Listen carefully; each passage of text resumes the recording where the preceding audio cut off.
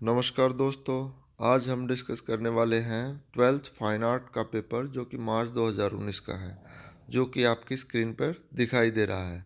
अगर आपको इसको स्क्रीनशॉट लेके प्रिंट आउट भी ले सकते हैं, स्टॉप कर सकते हैं। ठीक है, हम डिस्कस करते हैं क्वेश्चन नंबर 1।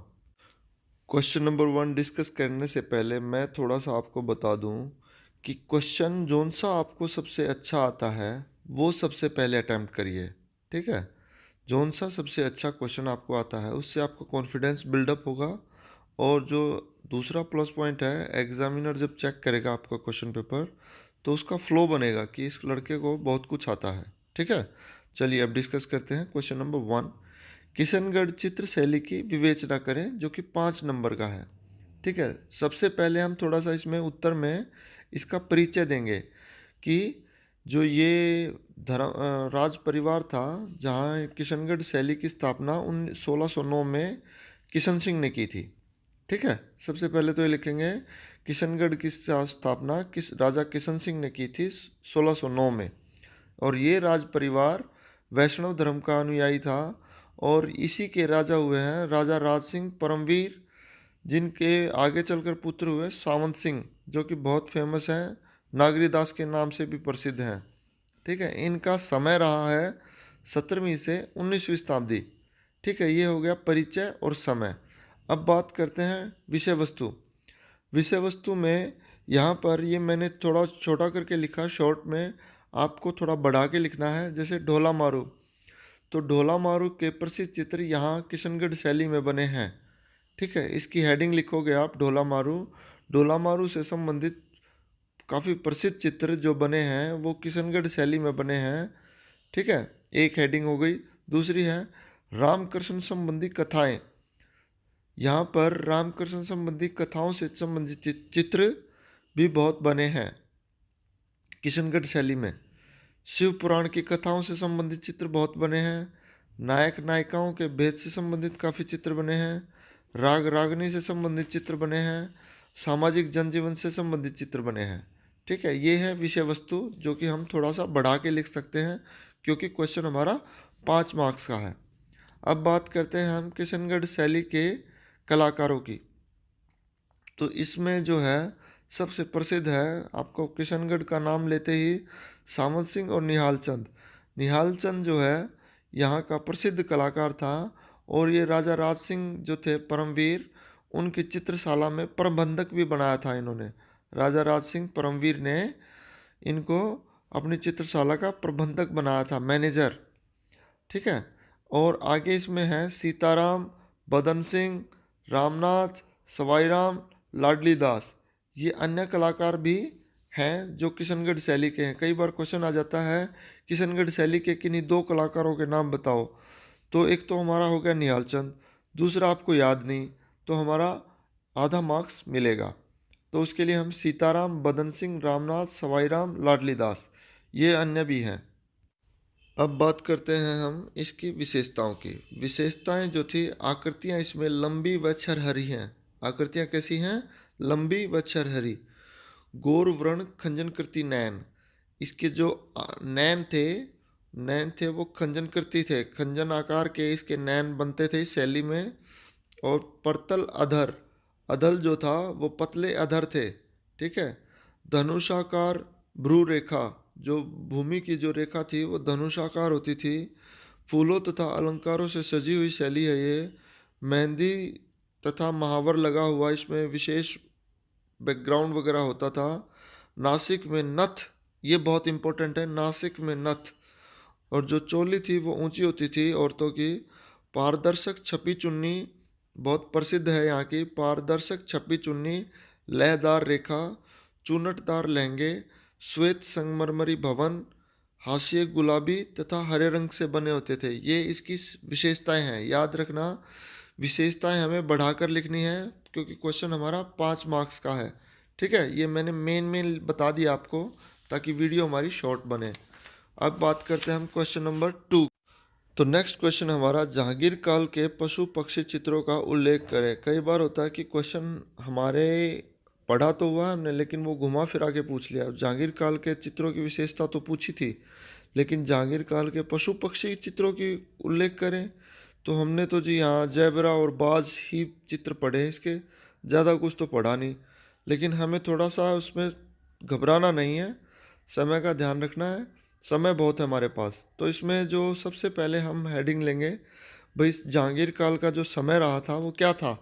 1605 से 1627 ईस्वी तक जहांगीर काल का समय रहा है, ये याद रखना होगा आपको। परिचय की अगर बात करें तो जो मुगल काल में जो स्वर्ण काल था चित्रकला का, वो जहांगीर काल को ही मानते हैं। जहांगीर काल इतना पारखी था कि किसी भी एक चित्र में अलग अलग कलाकारों के नाम बता देता था कि इस कलाकार ने ये काम किया है। वो ब्रश को पहचान रखता था कि किस कलाकार ने कौन सी ब्रश से क्या काम किया है। ठीक है, इतना पारखी था वो कला का, और महान संरक्षक भी कह सकते हैं इसे। जहांगीर जो था वो कला का महान संरक्षक था, और इसी के समय में ईरानी प्रभाव समाप्त हो गया था। याद रखना, ईरानी प्रभाव किसके काल में समाप्त हुआ? जहांगीर काल में। और त्रियामी प्रभाव भी शुरू हो गया था। ठीक है, तो अब बात करते हैं हम शैली की। मुगल कालीन शैली सर्वश्रेष्ठ पशु पक्षियों के चित्र बने हैं यहाँ पर।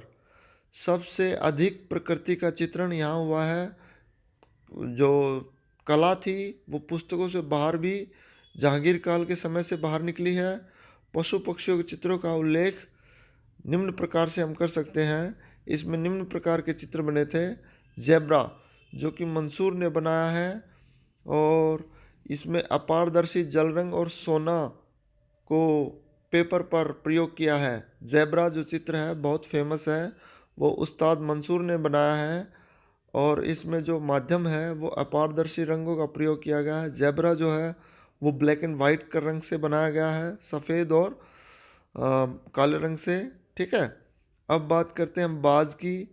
बाज जो चित्र है जो आपके सिलेबस में भी है, ये आपके सिलेबस में भी है बाज का चित्र, जो आप वहाँ से देखकर इसको लिख सकते हैं। आपने देखा भी होगा, इसमें कुछ साइडों में लिखा भी हुआ है बाज पक्षी का, बहुत सुंदर अंकन किया है। ठीक है, जिसका ये चित्र इसने बनवाया था क्योंकि ये शहीद हो गया था, ये मारा गया था बाज पक्षी, जिसे दुख होकर इसने जहांगीर ने इसका चित्र बनवाया था। तीसरा है हमारा हाथी। हाथी को चित्रण भी यहाँ विशेष प्रसिद्ध हुए हैं जहांगीर काल के। प्रकृति चित्रण बहुत अधिक हुआ था, तो प्रकृति चित्रण में प्रकृति में ही ये सब आते हैं, ज़ेब्रा, बाज, हाथी। इसका अगला चित्र है टर्की कॉक। टर्की कॉक का चित्रण भी बहुत प्रसिद्ध था यहाँ का। अगला है हिरण। हिरण के चित्र भी यहाँ विशेष प्रसिद्ध हैं, बहुत त्रियामी प्रभाव लिए हुए चित्र हैं ये। ठीक है, यूरोपीय प्रभाव लिए हुए चित्र हैं, काफ़ी प्रसिद्ध हैं, रियलिस्टिक लगते हैं। ठीक है, ऊँटों की लड़ाई के चित्र भी यहाँ बने हैं। एक चित्र अन्य है जो मैंने इसमें लिखा नहीं है, चिनार वृक्ष पर गिलहरी।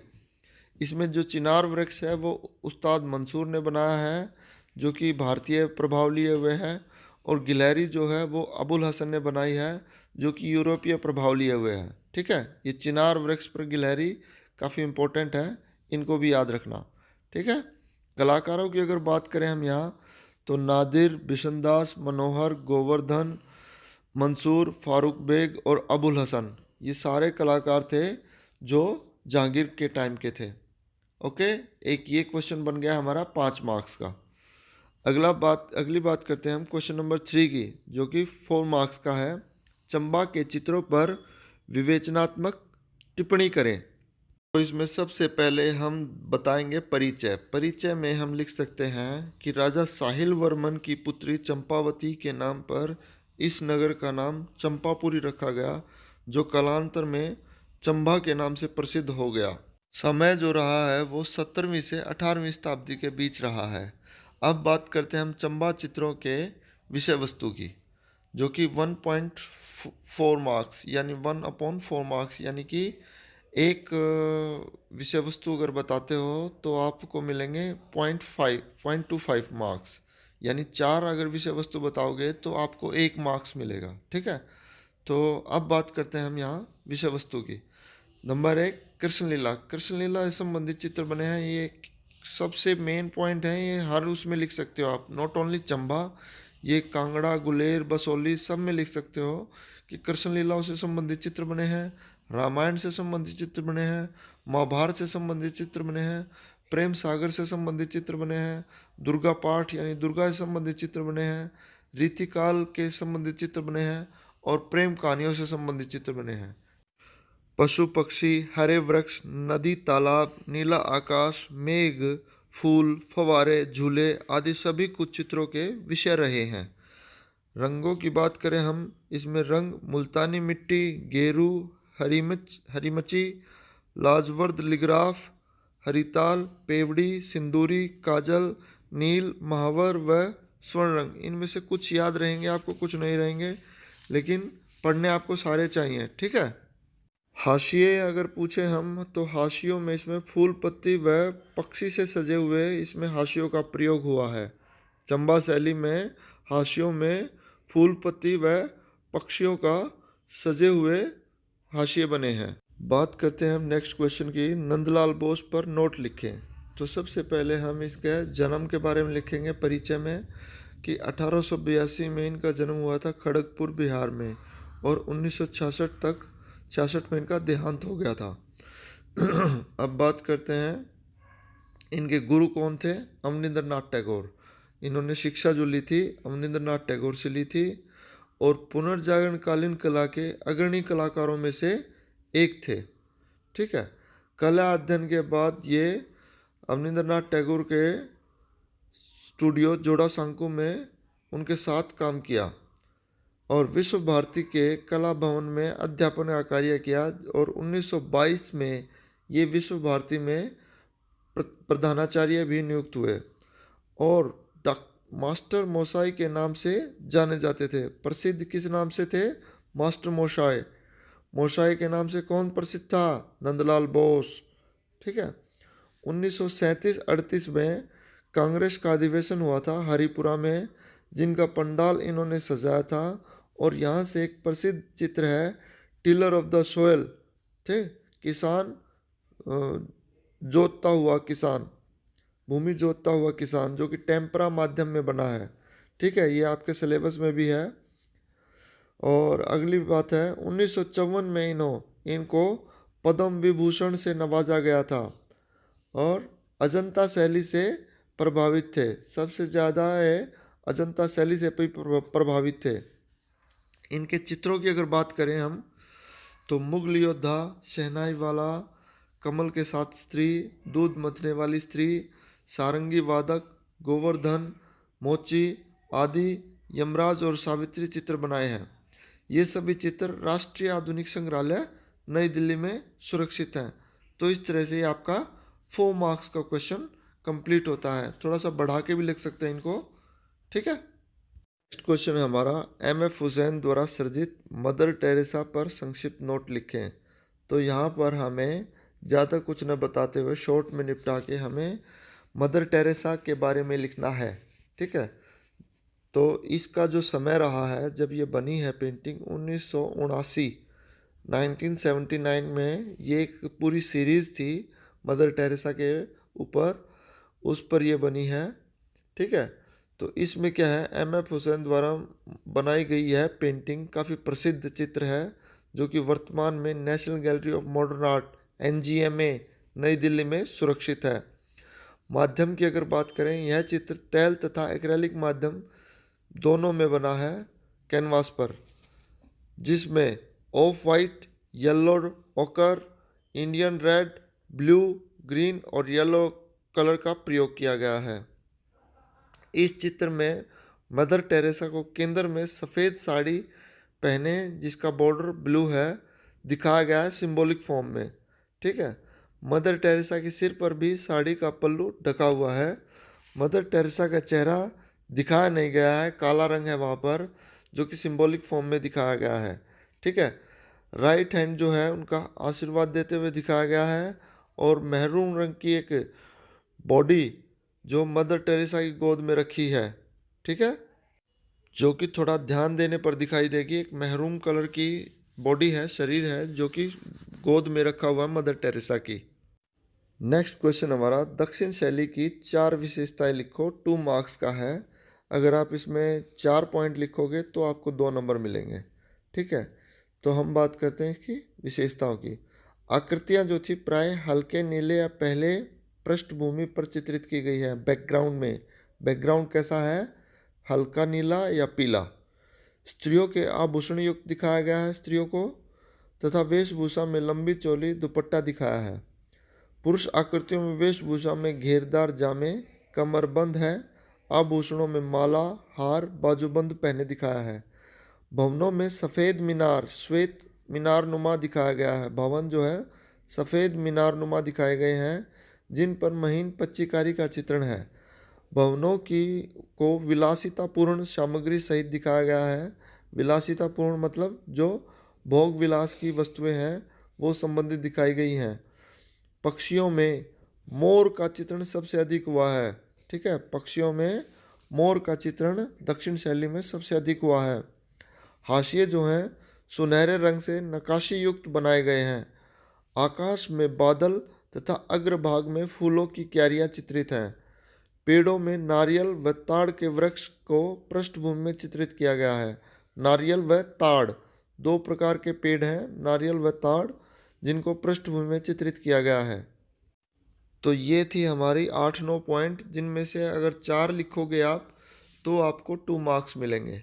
ठीक है, अब बात करते हैं हम नेक्स्ट एक एक नंबर के क्वेश्चन की, जो कि 6 क्वेश्चन होते हैं। तो पहला क्वेश्चन है क्वेश्चन नंबर 8, महाराजा संसार चंद ने किस शैली को पोषित किया। तो बड़ा इजी क्वेश्चन है।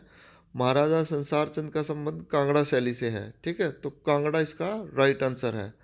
क्वेश्चन नंबर 9 है, पहाड़ी शैली में कौन से रंग प्रयोग किए गए। तो इसमें हम टेम्परा रंगों का प्रयोग होता था। अपारदर्शी जल रंग, उनको हम टेम्परा बोलते हैं।